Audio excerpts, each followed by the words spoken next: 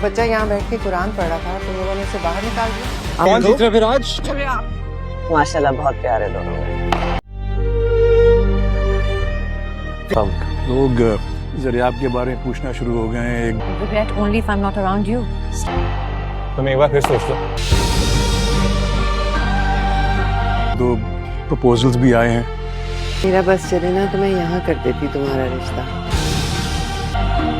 ये कौन है? सत्ता के नुकसान है मेरे। इस मोहल्ला कासमाबाद और हैदराबाद। और क्या? नंबर 328 गली नंबर 34। अबू बकर से। मुझे मालूम है आप कहाँ रहते हैं। कास्ट रखी है। कह रही थी कोई जरूरी बात करनी। नाचना ही था ना, थोड़ा इंतजार कर लेते। अब बाहर जाके देंगे, हमने यहाँ डांस प्रैक्टिस करनी है। क्यों पसंद है मेरे साथ?